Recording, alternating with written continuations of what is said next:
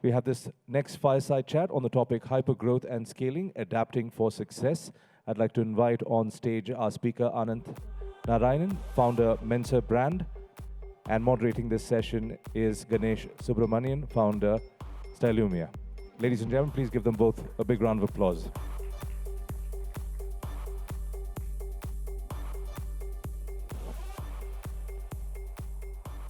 Hello, am I audible? Okay, great. What a session to have just after, the commandments for being global, and we're going to see in practice, maybe learn, I don't know, real world practices of exactly doing what the previous session said. Nice to meet you, Anand. Thanks for being part of the product enclave here. And I remember when we met last time that you told me that you're a wine collector and you're a wine connoisseur, right? And you're also an artist. Very interesting. So I would like, and a lot of marathoners have taken life lessons from their long runs. And I would like to know, are there any lessons that you have learned to taste potential success of a business? It looks like there seemed to be a secret sauce there. So firstly, by the way, thank you for having me. I didn't expect that question. I think it's a good question. I think the only thing you can learn from wine, I think, is patience, because I think wine ages over time. Businesses need to be made over time. And I think you need to be patient and build up businesses. If you want to build an institution, it takes time. So I think that may be a lesson. And I think the second one is, independent of whether you're in a startup or not, have interests outside of work. It makes you a better startup entrepreneur, I think. Oh, absolutely. And I was just reading a bit about wine, and in terms of, the science of sensory perception, this cognitive psychology, right? A lot of getting into that. And in that note, I don't know, I just want to ask, how many of you heard about Mensa Brands and Ananth Narayanan together? Fair amount. I think there's a lot of awareness in the audience. Can you actually tell us what Mensa is up to? And how you decided where to play? Sure. We all hear that, we have seen growth in some linear form. I think at least the way that Mensa has gone through in the last 12 odd months, it's been phenomenal. And how you thought about creating the right to win in this area? And I'm sure still a long way ahead, but... I think it's day one, so I don't think we've gotten anywhere close to, I think, right to win and all that. But just what we try to do at Mensa is build a global tech-led house of brands. So think of it as a new age version of building out a Unilever or a Marico or whatever, right? I mean, essentially, brands get built very differently now, I think, just with the mobile internet, consumer internet penetration, and therefore and distribution being very democratized, right? All these factors make brand building very different. So I think that's what we're trying to do. On the where to play, I think my first fundamental belief is 80% of success is on the where to play. I think, of course, you need to then follow through and execute well. But I think playing in a large pond matters. So the macro is fashion plus beauty plus home, so lifestyle categories, is a high gross margin and high market size business. It's $120 billion in just India, and then if you add exports, it's much larger. And therefore building, and the interesting factoid is there are less than 30 brands over 1,000 crores in annual revenue in this vast space. And the reason why it's been very hard to build brands is distribution's been difficult. Brand building is very expensive. And there's a high mortality rate, and India is still very unbranded. So the reason we picked this area is it's a large space, so the where to play matters. Second, you can build a sustainable business, because if you don't have gross margins, it's very hard to make money. And I think eventually businesses, I think in the last session, I saw there was, you eventually need cash flows. And so having high gross margins and picking a high gross margin business is the second reason on the where to play. And the third is, in general, in the online world, in a browse category, as opposed to a utilitarian category, it's easier to build a brand, right? Because you can inspire people with a brand. Easier to build a brand in fashion than, in utilities, right? And so so these were the three reasons why we picked it. Been quite fortunate. It's been a good start, but it's still very much day one for us. We have about 20 brands in our portfolio across fashion, beauty, and home. Starting to build out some interesting breakout brands from sort of fashion to gardening to beauty. So it's been interesting as a journey. For a lot of people here are actually from the technology industry, either building a B2B or a B2C businesses. Sure. And how do how do you think about maybe your inputs on, are they also building brand in some form, and how do they look at this? Yeah. So I think, a brand is something that has meaning and connects to consumers. So I think everybody at some point is building a brand. The way maybe I would answer this question, maybe slightly different take on it, is if you think about brand building in the consumer world, right? I think for the first time, you actually have history and you can't really hide, right? I mean, it's just from a consumer experience standpoint, reputation compounds, your consumer experience compounds, because the digital trail exists for a while. So if you think about brand building, the way we think about it is the digital brand building is very, very different. The feedback is instantaneous. You get trolled quite quickly. So being able to actually have a top decile of consumer experience is critical in building a digital brand in these days, and that's hard to do. The second is, I think tech, since there are many people from tech, I think one of the things that we are trying to do is, if you take every element of brand building, you can productize it in some way, since we're in the NPC event, right? So if you take pricing, you take portfolio, you take assortment, you take merchandising, you take inventory planning. All of these, I think, over time can be productized. And the reason, therefore, to have a portfolio is that the tech sort of goes across and helps you do the non-linear things we were talking about earlier. Absolutely. And you're talking about where to play significantly plays a role in the success of a startup. Sure. Right. Now, is there any framework for, let's say, many of us start because, I'm good at it. Right. Right. I know this well. I'm passionate about it. Let me start. Right. Yeah. Is there a framework to see whether am I actually choosing the right place? Am I playing the right game? So the short answer is, of course, you can be successful at anything. But the way, at least the lens that I use, even for some of the angel investing that I do, is I think there are only two real filters. Is it a large market? And is it a complicated problem that you're trying to solve? If the answer is yes to both, and you think that the person will persevere, then it's probably a good space. The reason I talk about the large market is, life is very hard as a startup entrepreneur. I think life is very hard in a startup in general. If you're going to work that hard, you might as well play for something that where if you actually succeed, the outcomes are outsized, right? So therefore, I think picking a large market is quite important. And I would say maybe large and profitable sort of go together for me. And I think complicated problem is important. The reason is if you don't have a complicated problem, then all the profits get competed out because there's just too many competitors, right? So if it's a complicated problem, large market and a complicated problem, then I think building a very successful startup becomes quite interesting. So that's the framework I use even for thinking about angel investing, not just Mensa. Very interesting and useful. And one of the things, it was there also in the commandments, is about thinking big. And you keep talking about thinking big. Right. Now, thinking big is relative. Yep. Right? I might be thinking bigger than somebody else, but really blowing it up. What comes in way of not thinking big, and is there any practice of checking yourself, am I thinking big enough? Yeah, I think, one of my mentors used to tell me that if the ambition of what you're trying to do doesn't scare you a little bit, at least, you're not thinking big, right? So it's a little bit of a qualitative view, but so we have brands that we think can be 1,500, 2,000 crores, right? They're today 30 crores. So it's a very large jump, and it's over the next 4 years. And you sort of basically say, look, unless you think it's almost unreasonable, it's probably not big enough in terms of how much you should think about ambition. I think that's number one. I think number two in terms of thinking big is actually the team. I think if you have a great founding team who sort of build off each other, who don't always agree with one another, but actually push each other, I think then you start to also improve the ambition levels of the organization. I don't think it's a single person thing. I think it's a organizational value. One of our values, by the way, is thinking big. Interesting. So, yeah. Yeah, I think maybe setting scary goals is a point that I'm taking away here. So let's move. Building one brand takes so much of effort. Right. Right.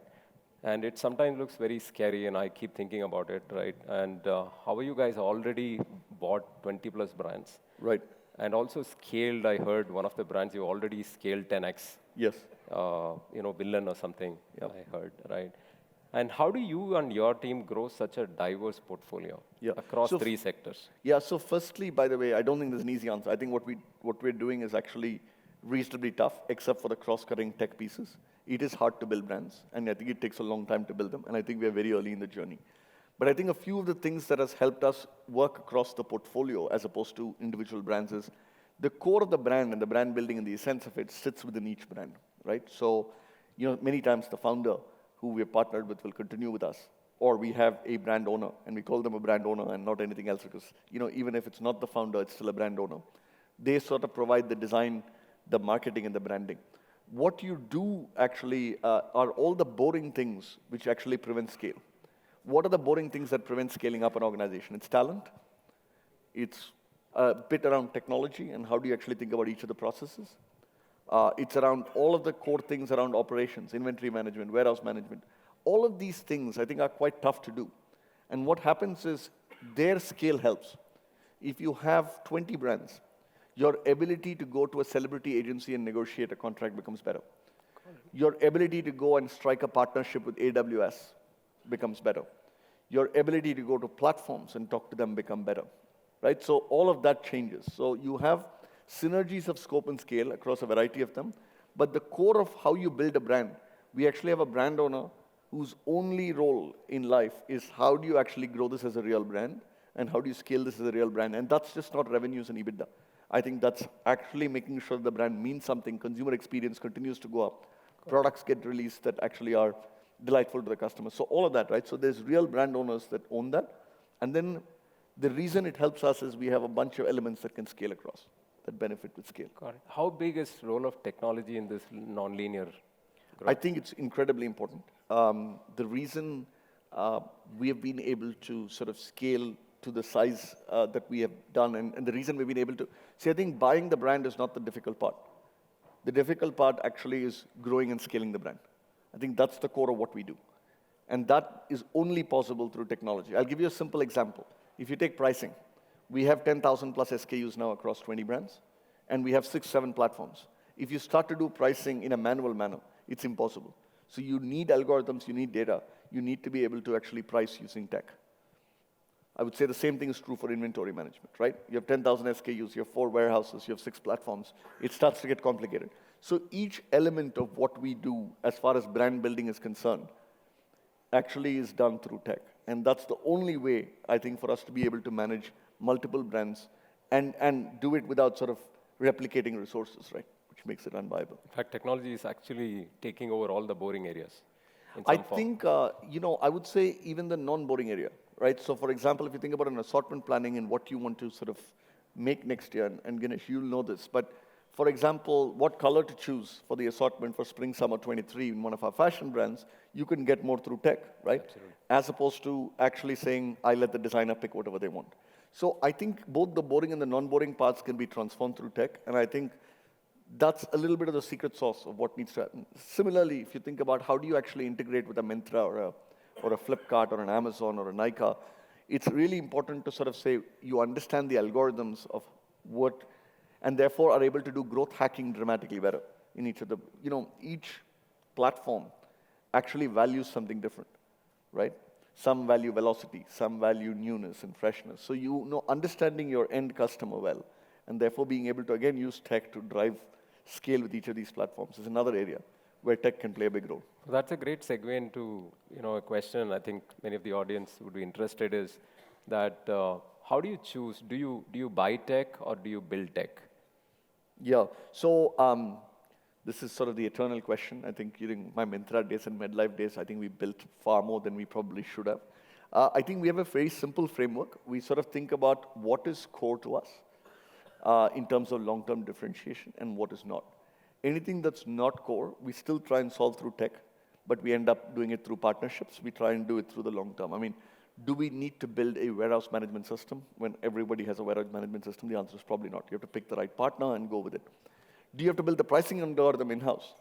The answer is absolutely yes. So I think for every area of tech, we sort of think about core versus non-core. And anything core we want to build, and sort of it learns over time. Even in the non-core pieces, we try not to be transactional, because I think tech needs to take a while. So we actually have partnerships with companies that do it. Wonderful, and I'm sure there are lots of opportunities for tech companies in that front. Now let's go to the theme of NPC, which is World Class from India. Yep. And it would be interesting for all of us to understand how you think about building brands for the world and learning you had from this experience. So today, if I look at our revenues, 30% comes from outside India. So we sell in the US, we sell in the Middle East, we've started selling a little bit in Singapore.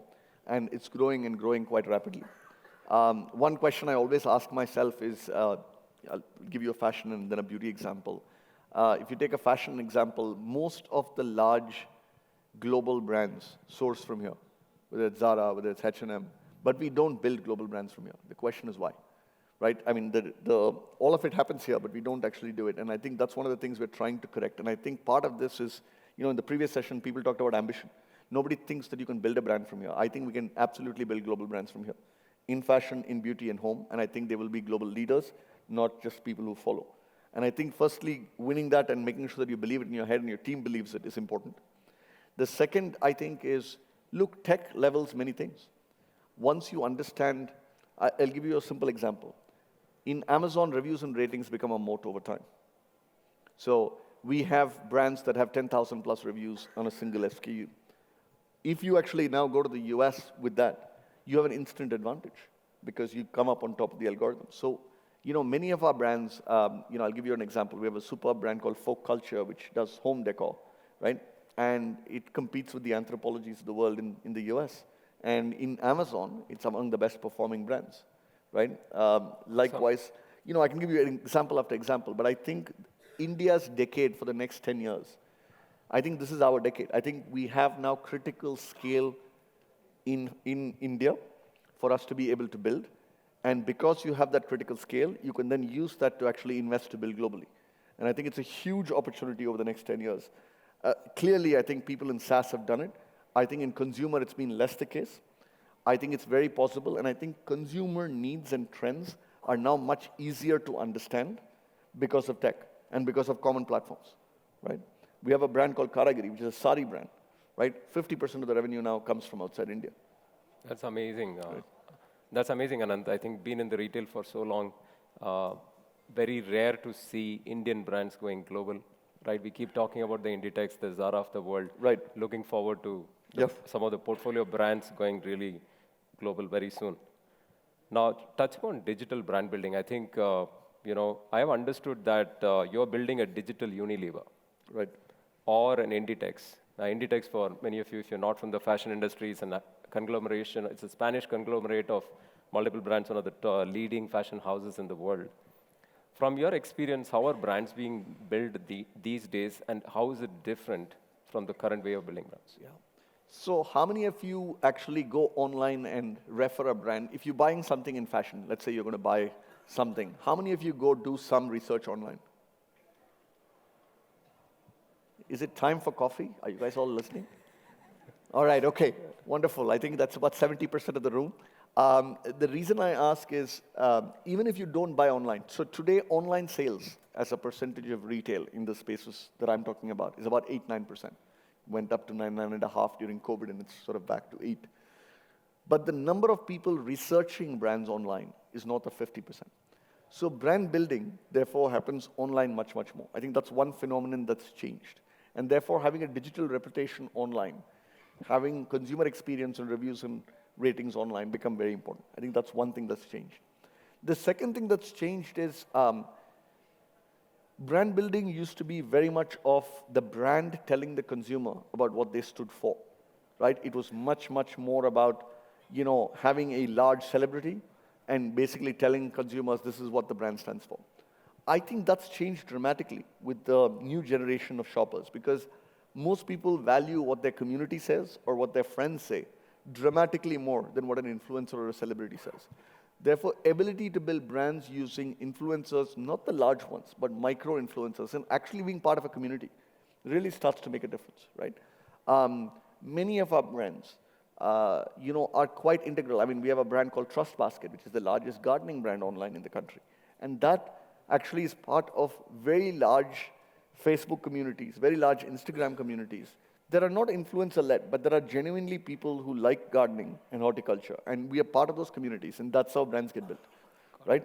So I think these two big things have changed, and therefore brand building will be done much, much differently than how you build brands 20 years ago.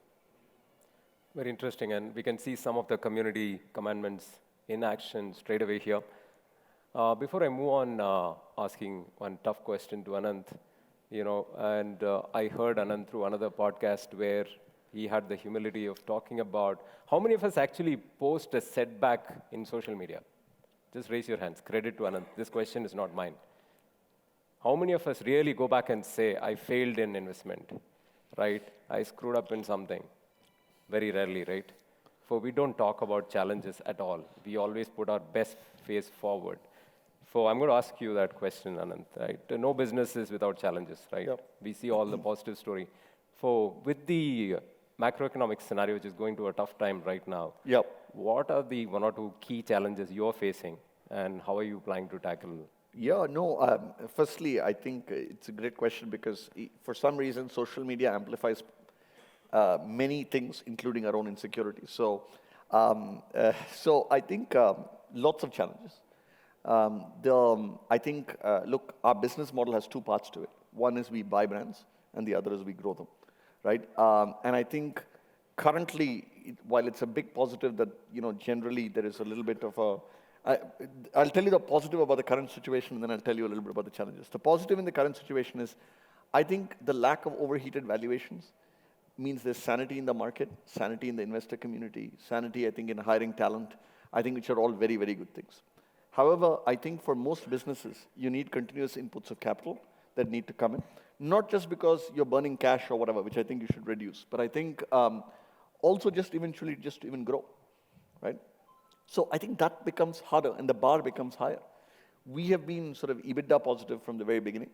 And so the interesting thing somebody was asking me is now it's all about an EBITDA multiple and a discounted cash flow. And I think it always has been. I think every now and then people sort of project out into the future and say that things will get better. I think that path has now come down. And I think that's a good thing. Interesting. I really enjoyed talking to you, but I just want to allow maybe for one or two questions from the audience. If you have any questions.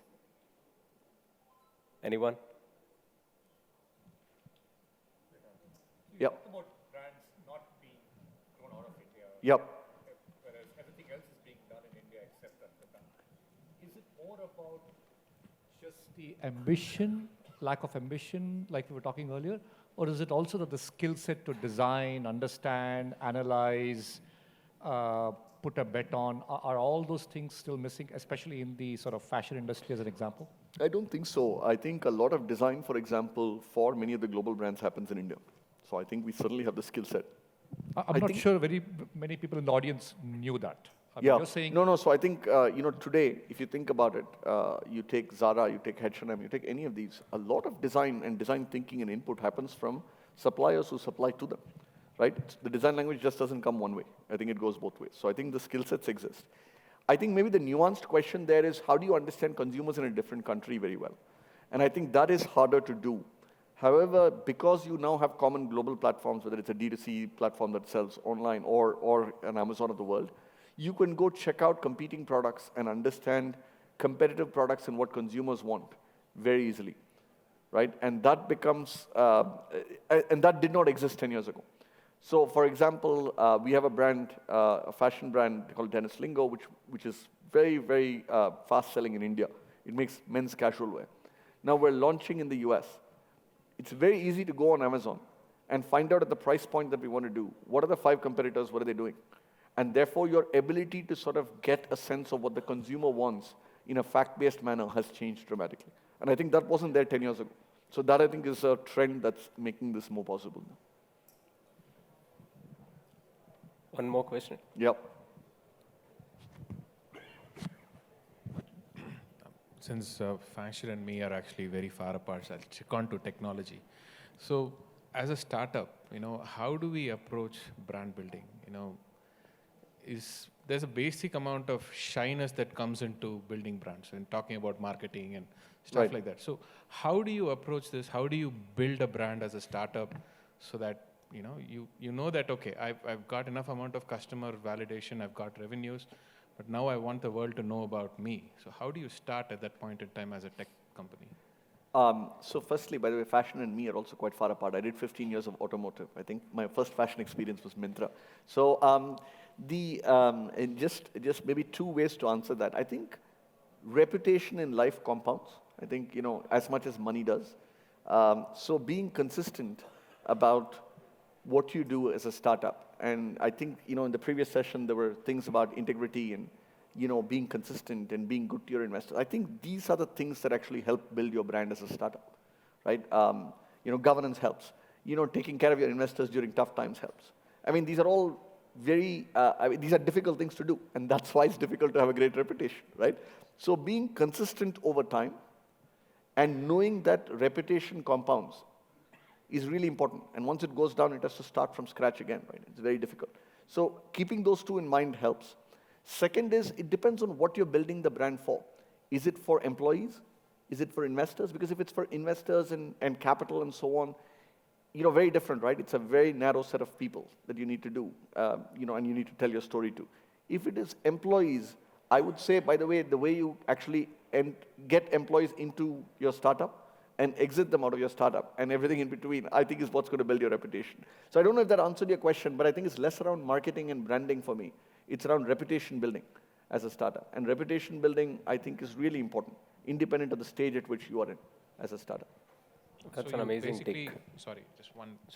So you basically, when you talk about reputation building, you're talking about, talking about success stories, talking about asking your employees to come and talk about the organization. Is that what you're referring to, basically? I think it's all of the above. I think it's both the success stories and sometimes things that don't actually work as well. And I think, talking about them is the easy part. The question is who you're talking to. And I think you should be clear about it. I think, again, if it's people you want to attract talent into the company to, then you talk about it by getting the people who work in your startup to actually go talk about it. Absolutely. Thank you very much. And for those who have questions who are not asked, and I would recommend that there has been a recent podcast which Ananth gave. It's around 100 minutes podcast. If you follow Mensa, you will see that. And I personally found a lot of enriching inputs which Ananth has shared. Thank you very much. Thank you. Again, Ananth. Fantastic. Thank you very much. I'd like to thank Ananth once again for joining us on this fireside chat. We'd like to also thank Ganesh for moderating that session. A small token of our appreciation going out to Ananth and Ganesh. We have a small token of appreciation going out to you as well. Thank you so much for moderating that session.